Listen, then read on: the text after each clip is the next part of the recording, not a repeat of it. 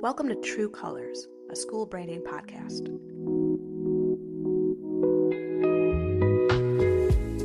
Here we learn how to represent your school in a correct, competitive, and compelling way. We bring on experienced educators and experts to discuss the ins and outs of displaying your school's true colors. My name is Madison Carr, the owner of Creative Chameleon Studio. Through brand strategy and design, I help schools look as great on the outside as they are on the inside.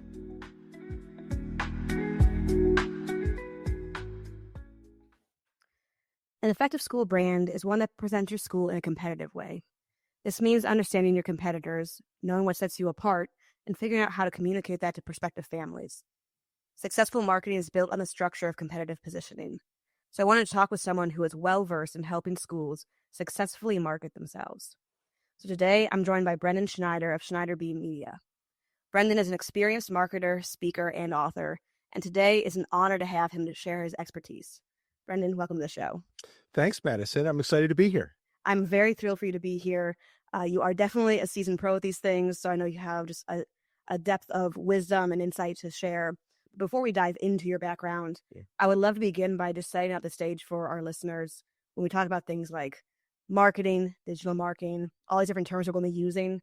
I want to recognize that not everyone maybe understands these things fully. So can you start by giving us like a broad overview of what digital marketing entails, maybe like a quick elevator pitch of why it matters to a school, what will be the top reasons a school should kind of lend their ear to what you're going to talk about today? Such a great question and a great start.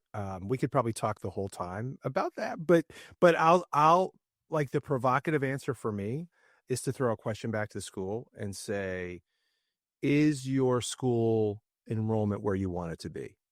So have you met budget? Have you met your butt and seat, goal? And if you haven't, you have to look at digital marketing. Even if you have, I would say that jump into digital marketing, because when you have those, you're going to have those little pits, those little falls. And the thing I've found with digital marketing is that it works, but it's not a magic bullet. It doesn't happen overnight. It's not like flipping a switch. So when things are great, that's when you should implement, so that when you have those little dips, things, it helps to smooth those things out. Yeah, I think that's really helpful to kind of put that overview of no matter what kind of school you are listening, no matter where you're at, that there is value to be gained, even if you're feeling like you're on top of the mountain right now. Yeah. Looking long-term and realizing digital marketing isn't built overnight. I think most things that you and I do with schools are not done overnight. This is a longer process, but it's important to understand why it adds value, and then a school understanding what's best practices to approach digital marketing. So you have worked with hundreds of schools, I believe, in all these things. Can you kind of walk me through your history and just how you arrived to be the founder of Schneider Media and how you found yourself doing these things for schools? Yeah, I'm old, so this could take a while, but I'll make it short. So I worked in schools for 28 years, did college admissions for 2 years, and then went to K-12, boarding school for 12, and then a day school for 14. And did admission during those roles. And my last school before I did this full time, which was 2.5 years ago, was the first school year was 2008-9. So right when the stock market crashed, the economy tanked, and quite frankly, everybody freaked out. So really for me, it was vested self-interest. I was the director of admission and financial aid. And like, what are we going to do? How are we going to solve this challenge? We didn't have great answers, but we ended up, I found the book, Inbound Marketing, and there's a long subtitle by the founders of HubSpot, Brian Halligan and Dharmesh Shah.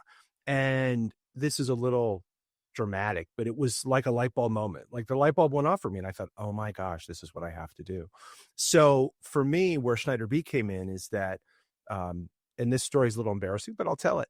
So I started the blog Schneider B because I wanted to test the ideas I was learning about, and I wanted to test them under my own name before I brought them to school, in case, and I know we're on audio only, so I'm doing air quotes here.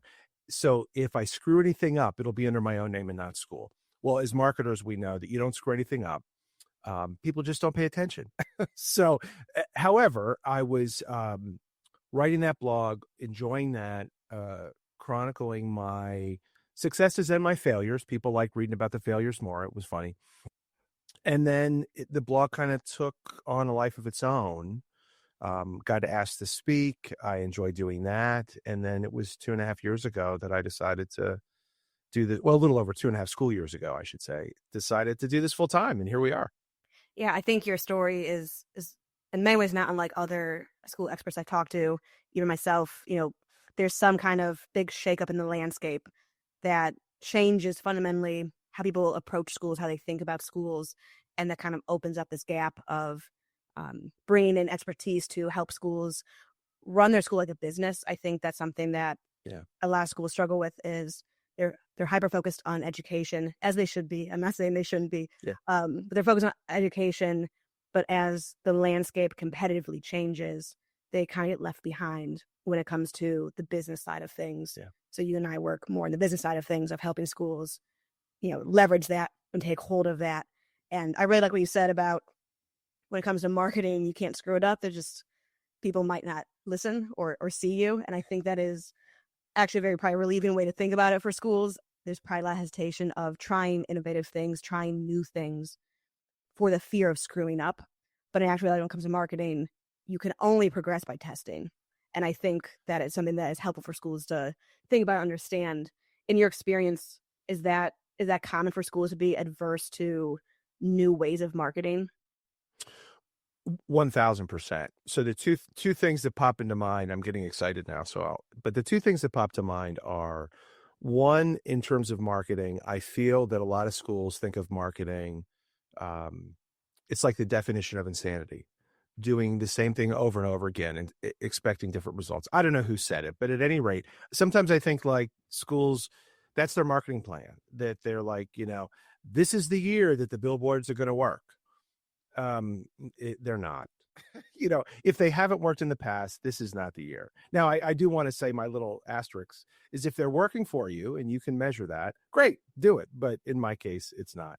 The second thing, and this is a huge frustration for me, and I'll get on my soapbox, then I'll get back off, is that I remember being at school and we're trying to create an environment for our students where they can stretch and challenge and fail and feel good about that. And we support our students in that. Yet schools do not create that culture for the adults in the community in mass. I'm sure there are schools doing it, but we don't create space for failure. And in marketing, it's all about failure. And it's not a traditional failure like you get the F on the paper. It's I have an idea. I'm going to test it. Sometimes it works as expected. Most of the time, at least the first time, it doesn't work as expected. So I'm going to iterate, try something new, and then test it. And then you're not necessarily going to get there in the second time. So it might be the third, it might be the fourth. And that's the problem I have in schools is that we don't give space, particularly to marketers, to have that ability to test and iterate and make things better. Yeah, I've heard from enough school people, people in marketing teams for schools experience that pressure of they need to increase the numbers, they need to, right the sinking ship, but they don't feel like they have the freedom to test the things they need to because it's kind of, all hands on deck panic mode. And I think when a school is in that headspace, it becomes even harder to say we're really going to shake things up right now, even though what they've been doing isn't working. So they need to shake things up. So I think that's a helpful insight to have from you for anyone listening whose school feels like that, where all the alarms are going off, and you're feeling that fear of or that pressure of not wanting to change things up. It actually is a sign that you need to lean into the testing nature of marketing. And as a brand strategist, I'm not quite there with you as far as for my job. I don't get to test too much. When we do a Yeah. rebrand, Yeah. we better nail it. We better get the A+ in it. Otherwise, I'm really in trouble. But what we do behind the scenes, all the strategy work, is that thoughtful testing of, is this really who we are? Is this really how we want to present ourselves? We do all the thinking behind the scenes, but the end product is, it better be on the bullseye. But I think that's a great benefit of bringing on someone like you who's a marketer if a school's looking to, make these big shifts, you have the experience of having led many schools through this process. And one of the services you have on your website that caught my attention is called Fractional Digital Marketing Program. And I understand all the words individually, but I'd love for you to kind of explain what that is, why it could be relevant for a school, and just how you use that to help schools move forward in the right ways. Yeah, thanks for the question because it's probably a terrible name, but I'll try to walk through it. So for me, that's our primary service that we offer to schools, and the idea and where it came from was this. I had seen so many schools struggle with this, and this is hiring marketers. And here's where it goes, and we can see where this takes us. But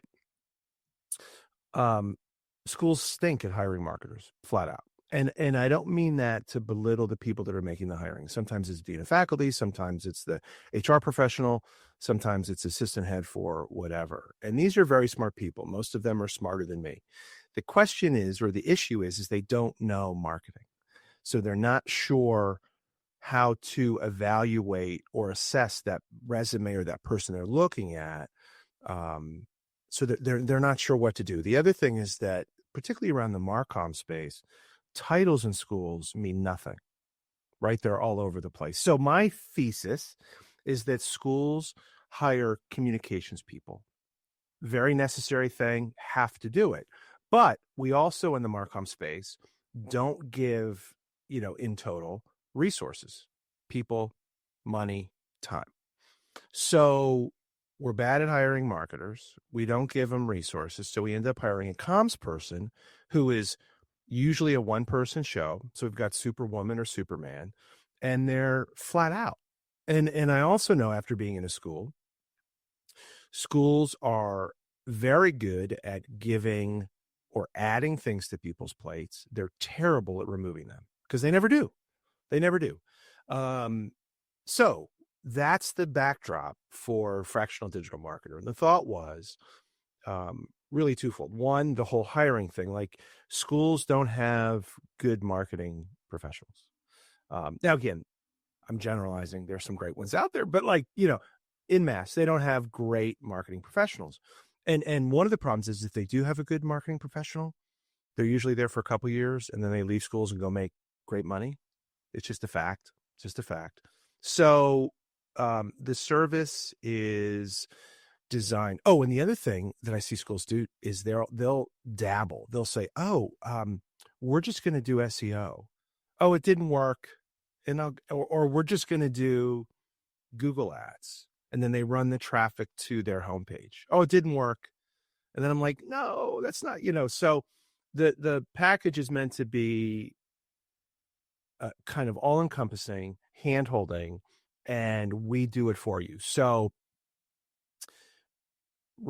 and I think you have to do all these pieces together. So it's Google ads, running to a landing page, and then we're going to create automations, email and text message to follow up, and then add, through our software, scheduling with a calendar so that you can get on a phone call or a Zoom with that family. We're going to do SEO to help with those rankings. We're going to do meta ads if it works in the strategy and the budget. And then the other piece is the reputation management piece, which is so important to schools, and schools just don't have time to do it. So we reach out on the school's behalf to parents that they give us. Of course, we don't just make it up, to ask for reviews. The other thing we do, depending on the package, is generate or create a blog and create inquiry magnets and all these things that are necessary to make the system work. At least we think, to make the system work. And that's how we came up with the whole thing. Yeah, I think I completely agree with you on, you mentioned the idea of titles meaning nothing. They're a little scattered. I completely understand that. My background is not being in schools. I was homeschooled K through 12. So I had very little context to the school world when it came to titles. And I started to work with schools. I had to do homework on, figuring out, what do these titles mean? What is a director of advancement versus a director of admissions, and all these kind of things.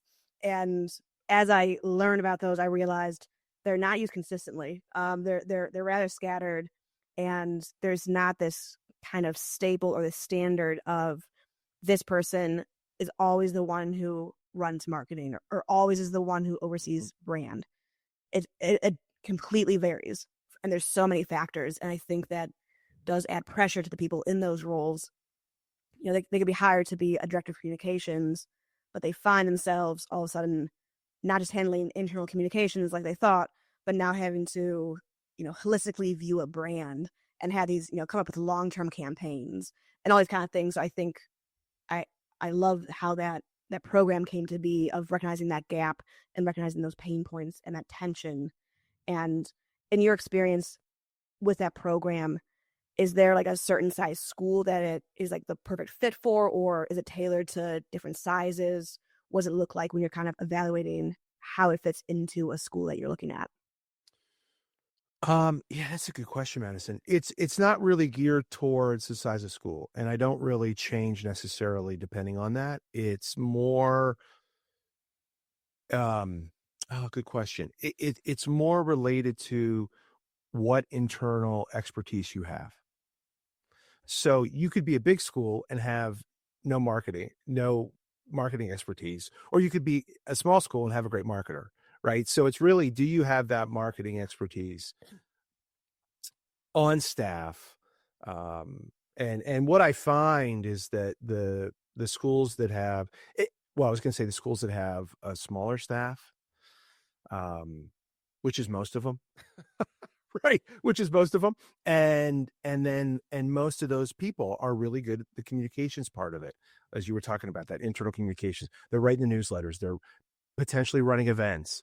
As schools, they're probably doing like bus duty too. There's a lot of stuff on their plates. So what they can do is kind of, well, what it is, it's outsourcing it to us, knowing that we're going to, take good care of them and hold their hands through this whole process. Yeah.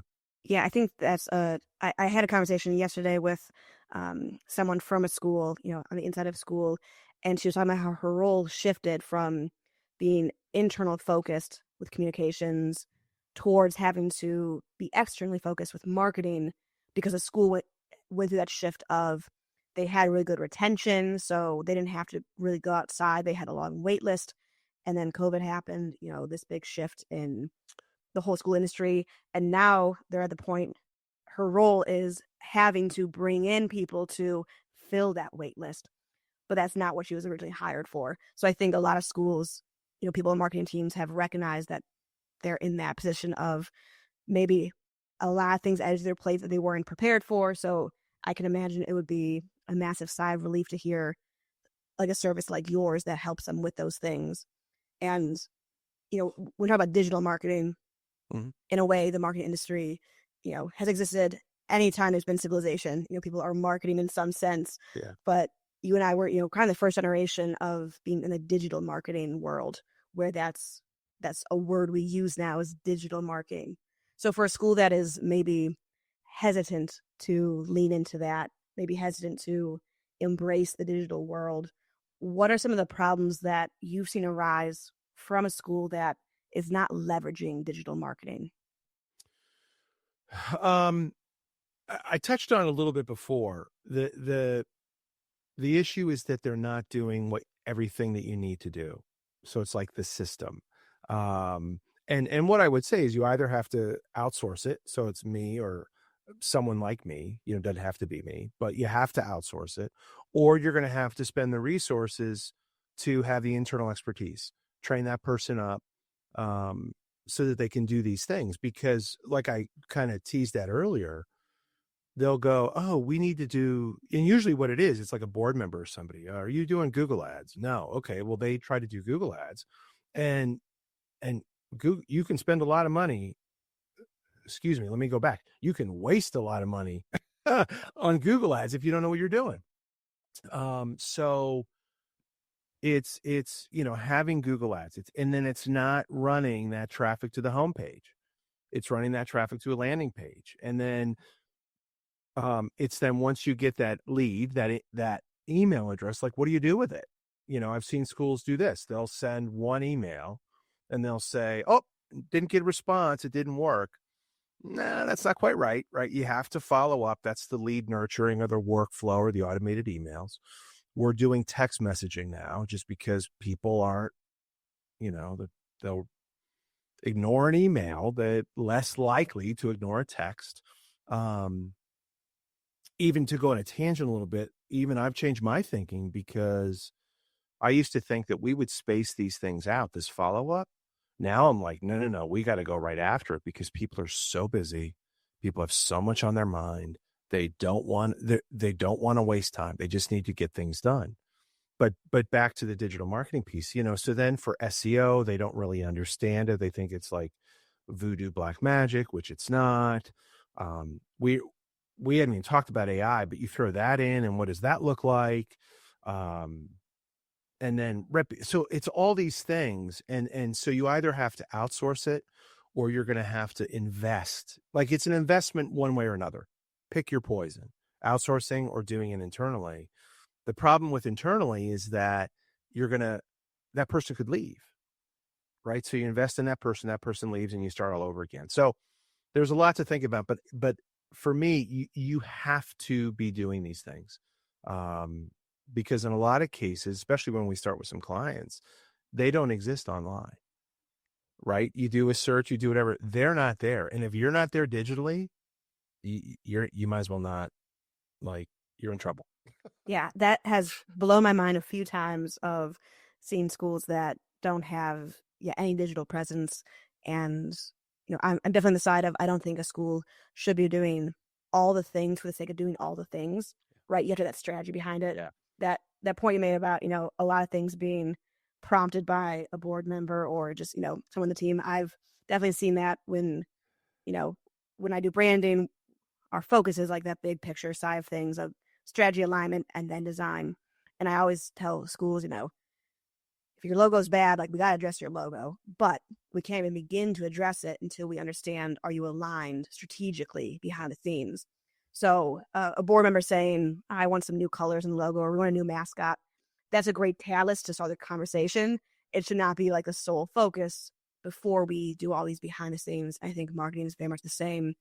I'm sure many people listening have probably had experience at their school of someone, their head, a board member has seen something about AI or SEO or any of these kind of these things float around and requested that be implemented without any context of should we implement it? How do we do it? How does it affect the rest of our operations?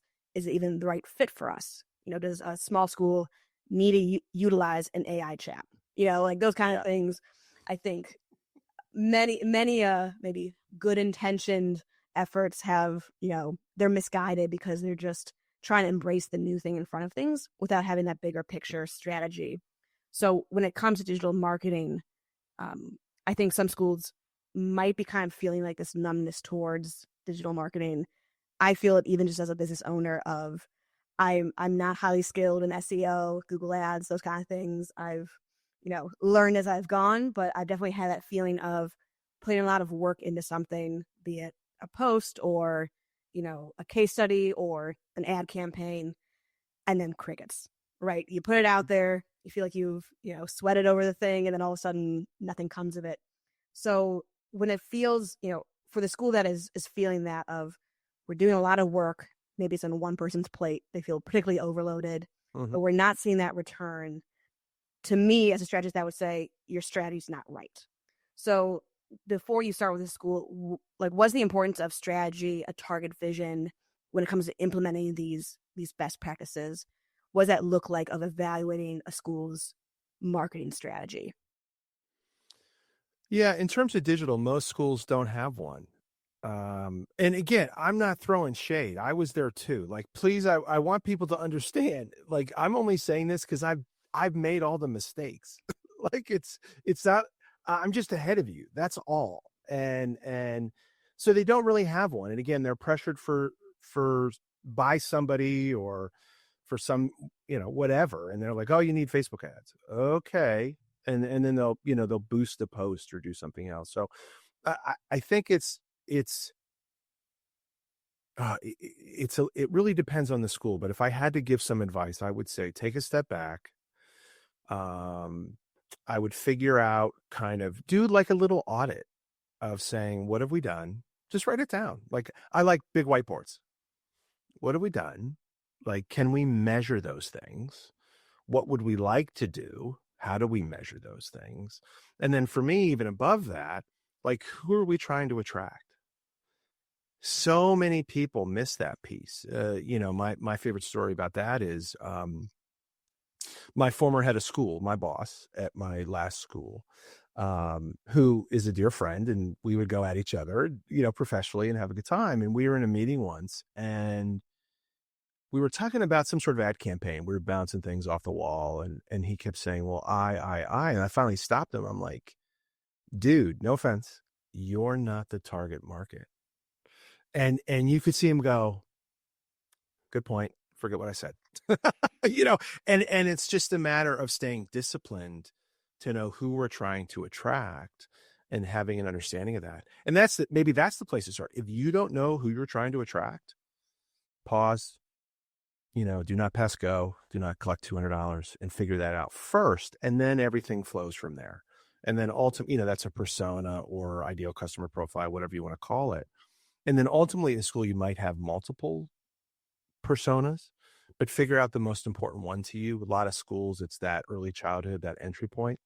So start there and then think about those parents and then work from there. I might have gone off tangent a little bit, Madison, but that's where I would start. Yeah, that's something that I start with clients when we do brand strategy. That's the second workshop we do is really focused in on that dream student, that profile.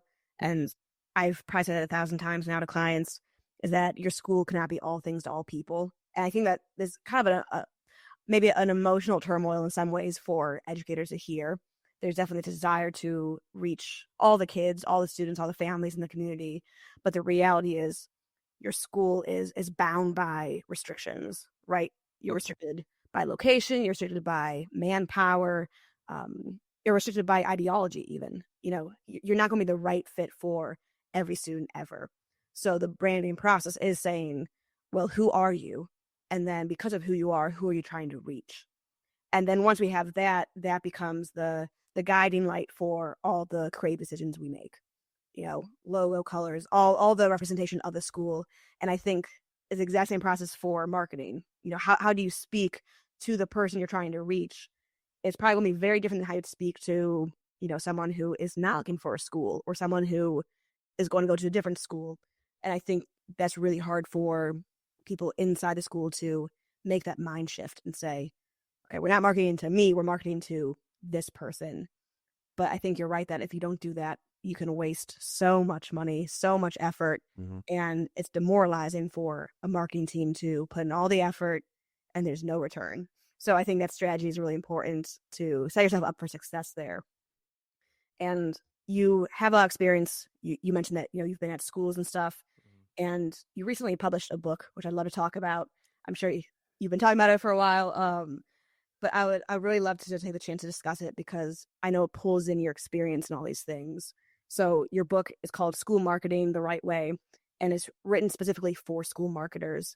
So can you give some background just to, what propelled the creation of this book, why you believe is the right time, who it should be in the hands of, who it's going to help. I'd love to hear more about the background of the book. I will do that. But Madison, I want to go back and I want to give you kudos and I want to repeat something that you said because schools don't get this. It's you cannot be all things to all people. And I agree with everything that you've said. And I think the first time we met, I said to you that your work is so important, but I would rather throw up than do it.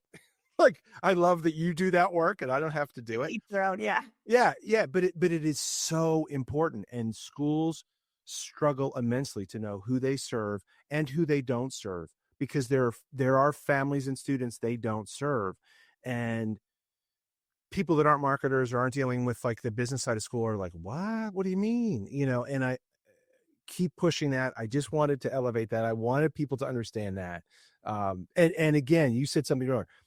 I don't care what your colors are. I don't care what your logo is. If you don't have that first piece that you talked about nailed down, forget all the other stuff. So I needed to say that because that was exciting for me. Okay, the book. to be really frank, it was a bucket list item first. I've been in schools forever, in academics, education, love it. So it was always in there like, hey, I'd love to write a book. And being at school, it just seems so daunting. And then being on my own, I'm like, okay, I have a little space to do this. The other thing for me, again, just it's a little bit of eating my own dog food. I haven't spent any money on promoting the business. It's been inbound marketing, content marketing, and that was, I spent money to produce the book, but I haven't spent advertising dollars, so to speak. So that was part of the play as well, to be really frank. The other reason is that I attended boarding school. It was life-changing for me. Changed the trajectory of my life and my profession. And our schools are under assault right now, and people are going to go like, Brennan, you're a little dramatic. Okay. My initials are BS. Let me go there. Right. It's schools are closing. Tuition is rising or increasing way too quickly versus inflation. And we've heard all those things.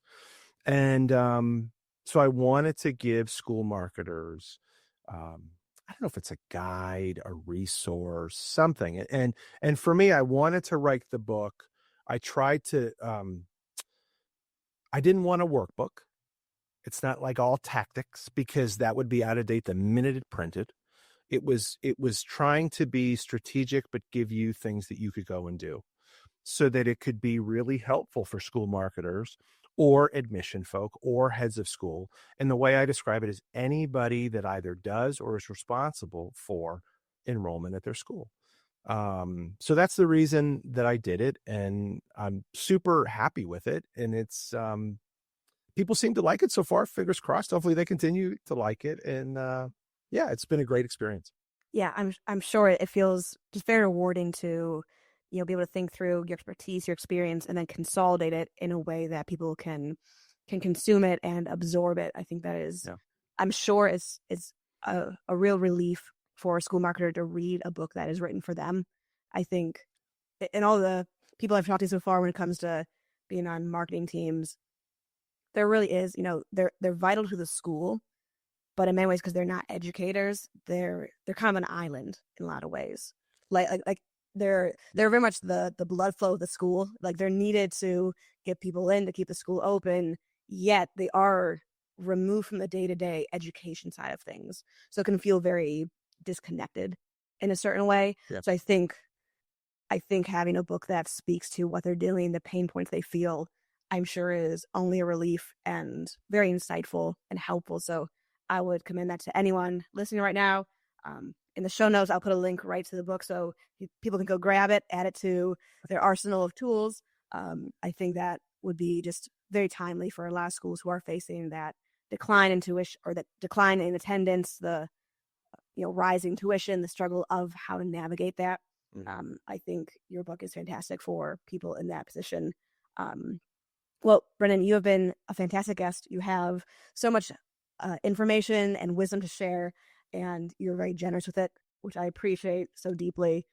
For someone listening today who is hearing these things saying, we need some help in this digital marketing space, how can people, find you, get in touch, take the next steps, inquire?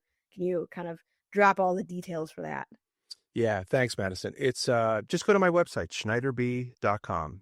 So it's my last name, first initial.com. And then as far as social, I like to play on LinkedIn. So if you're at a school, you're listening to this, connect with me over there. That's where I like to hang out. Yeah. If you take the time to connect on LinkedIn with Brennan, you share even more insight on your LinkedIn. It is just an ongoing fountain of insight and expertise. So I would highly recommend that, reaching out and just discussing how you can help schools elevate their digital marketing. Thank you so much for your time. I appreciate it. Thanks for coming on the show. Thanks, Madison. I appreciate it too. Thanks for listening to this episode of True Colors. A great school deserves having a great brand. If you need help representing your school in a correct, competitive, and compelling way, then send me a message at creativechameleonstudio.com. I assist independent schools in developing brand strategy and designing brand identities. More information on Creative Chameleon Studio and today's guest is available in the show notes. If you received helpful information today, please consider leaving a 5-star review and sharing the episode. And tune in for the next episode of True Colors.